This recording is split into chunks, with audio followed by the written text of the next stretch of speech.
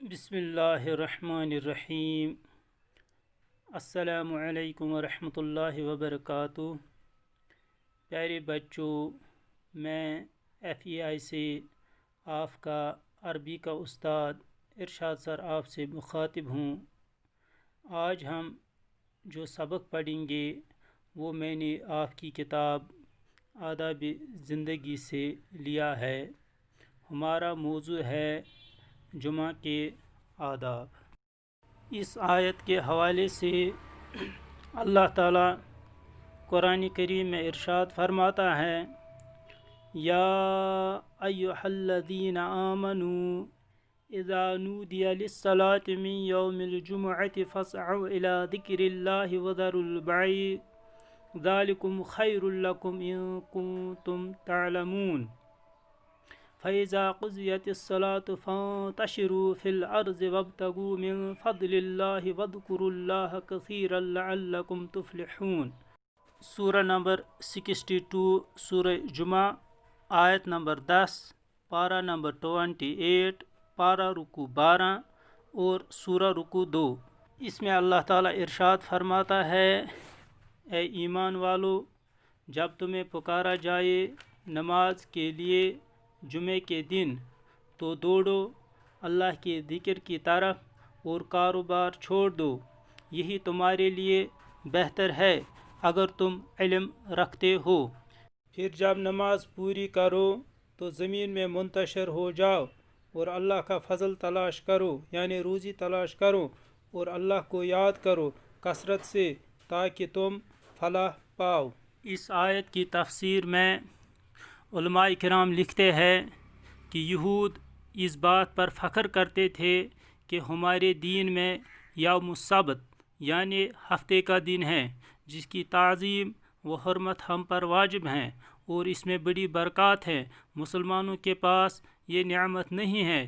اس کے بدلے یوم جمعہ کی فضیلت اور اہمیت کے لیے اللہ تعالیٰ نے یہ آیات اور احکام نازل فرمائے اور بتایا گیا کہ جمعہ کا دن اہل کتاب کے سنیچر اور اتوار کے دن سے زیادہ عظمت و برکت والا ہے۔ اس آیت میں اللہ تعالیٰ نے ارشاد فرمایا، دنیاوی منافع کی آخرت کے اجر و ثواب کے مقابلے میں کوئی حقیقت نہیں۔ آپ صلی اللہ علیہ وسلم کہہ دیجئے کہ جو کچھ اللہ کے پاس ہے وہ تماشے سے اور تجارت سے بہتر ہے۔ اللہ تو بہت ہی بہتر ہے رزق دینے والا، جبکہ رزق اسی کے ہاتھ میں ہے۔ یوم جمعہ تاریخ اسلام سے پہلے یوم العروبہ کہلاتا تھا۔ اسلام نے اس دن کا نام جمعہ رکھا۔ حضرت صلی اللہ علیہ وسلم کی مدینہ منورہ میں تشریف آوری سے پہلے اور جمعہ کے نازل ہونے سے پہلے ایک دفعہ جمع ہو کر مشورہ کیا۔ اس مشورہ میں یہ بات رکھی گئی کہ یہود نے ایک دن خاص اجتماع کا مقرر کیا ہوا ہے، وہ اس میں جمع ہو کر عبادت کرتے ہیں۔ اسی طرح نصارہ نے بھی ہفتے میں ایک دن اپنی عبادت اور تعظیم کا مقرر کیا ہوا ہے، تو ہمیں بھی چاہیے کہ ایک دن ہم بھی متعین کر لیں جس میں جمع ہوا کریں، اللہ کا ذکر کریں، اس کی حمد و ثنا کریں، اس کی نعمتوں کا شکر کریں اور نماز پڑھیں۔ تو اس کے واسطے سب نے یوم العروبہ یعنی جمعہ کا دن مقرر کیا۔ نبی کریم صلی اللہ علیہ وسلم نے ارشاد فرمایا، مشکوٰۃ شریف کی حدیث صفحہ نمبر 120، جمعہ کا دن تمام دنوں کا سردار ہے، اللہ تعالیٰ کے نزدیک سب دنوں سے بزرگ ہے، اور اللہ تعالیٰ کے نزدیک اس کی عظمت عید الاضحیٰ اور عید الفطر سے بھی زیادہ ہے، اور اس دن کی 5 خصوصیتیں ہیں۔ نمبر 1، اسی دن اللہ تعالیٰ نے آدم علیہ السلام کو پیدا کیا۔ نمبر 2، اسی دن اللہ تعالیٰ نے آدم کو زمین پر اتارا۔ نمبر 3، اور اسی دن اللہ تعالیٰ نے آدم علیہ السلام کو وفات دی۔ نمبر 4، اور اسی دن ایک ایسی گھڑی ہے کہ بندہ اس گھڑی میں حرام کے علاوہ جس چیز کا بھی سوال کرتا ہے وہ چیز اس کو دے دیتا ہے۔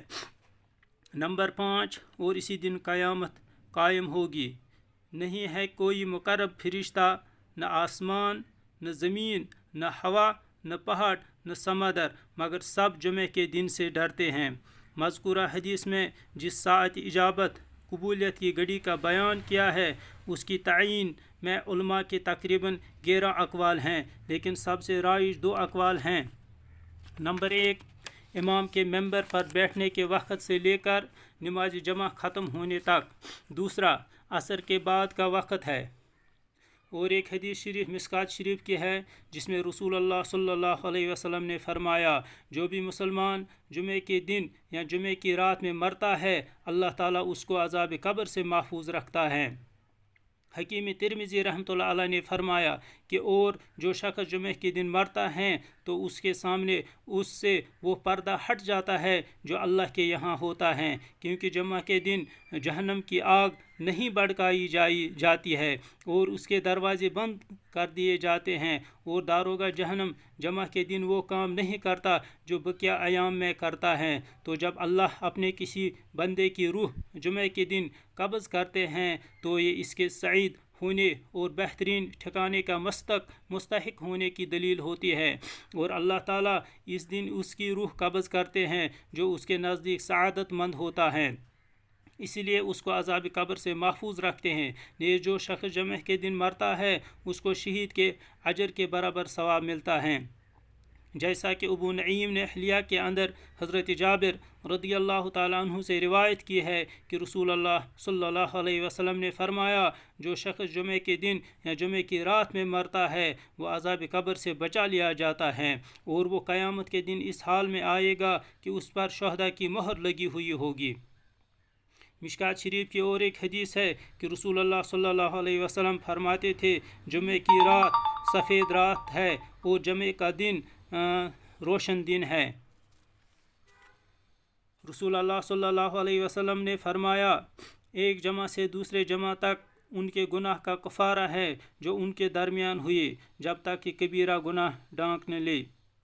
ابن ماجہ کی حدیث میں ہے، حضرت ابو بکر صدیق رضی اللہ تعالیٰ عنہ سے روایت ہے کہ ایک دیہاتی نبی کریم صلی اللہ علیہ وسلم کے پاس آیا اور اس نے کہا، مجھے خبر لگی ہے کہ آپ فرماتے ہیں ایک جمعہ دوسرے جمعہ تک اور 5 فرض نمازیں ان کے بیچ ہونے والے گناہوں کا کفارہ ہیں، اس شخص کا حق میں جو کبیرہ گناہ سے بچتا ہو۔ تو رسول اللہ صلی اللہ علیہ وسلم نے فرمایا، ہاں۔ پھر اس سے مزید فرمایا، جمعے کے دن غسل کرنا کفارہ ہے اور جمعے کی جانب سے چلنا سعی کرنا کفارہ ہے، اس کا ہر قدم 20 سال کی عمل عبادت کے اجر کے برابر ہے، اور جب نماز جمعہ سے فارغ ہوتا ہے تو 200 سال کی عبادت کا ثواب دیا جاتا ہے۔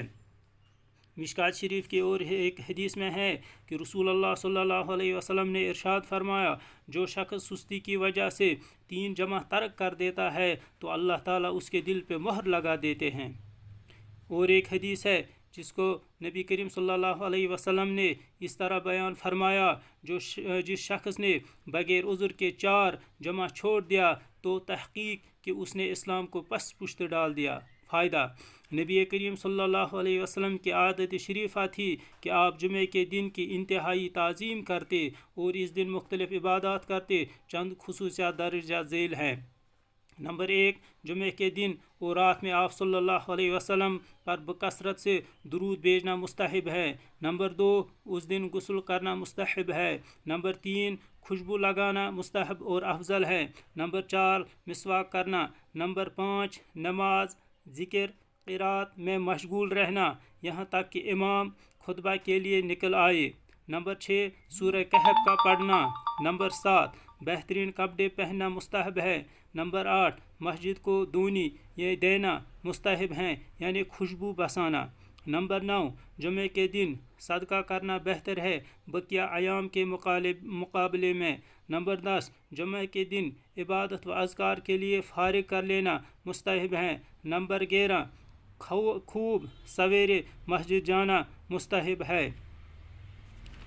حضرت ابو ہریرہ رضی اللہ تعالیٰ عنہ روایت کرتے ہیں کہ نبی کریم صلی اللہ علیہ وسلم نے فرمایا، جمعے کے دن غسل کیا کرو، پھر نماز کے لیے جو شخص گیا تو گویا اس نے ایک اونٹ صدقہ کیا، اور دوسری ساعت میں گیا تو گویا اس نے ایک گائے صدقہ کی، اور جو تیسری ساعت میں گیا گویا اس نے ایک سینگوں والا مہنڈا صدقہ کیا، اور جو چوتھی ساعت میں گیا گویا اس نے مرغی صدقہ کی، اور جو پانچویں ساعت میں مسجد میں گیا گویا اس نے ایک انڈا صدقہ کیا۔ پھر جب امام خطبے کے لیے کھڑا ہو جائے تو فرشتے خطبہ سننے کے لیے حاضر ہوتے ہیں۔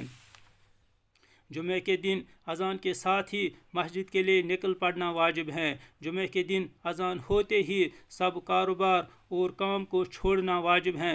جمعہ کے دن علماء کے نزدیک اذان کے بعد کاروبار کرنا، کام کاج کرنا حرام ہے۔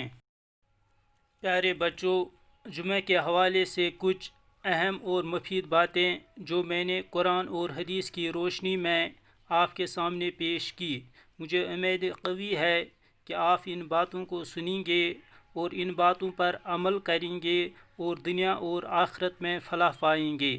اللہ تعالی ہم سب کو کہنے اور سننے سے زیادہ عمل کی توفیق عطا فرمائے، آمین یا رب العالمین۔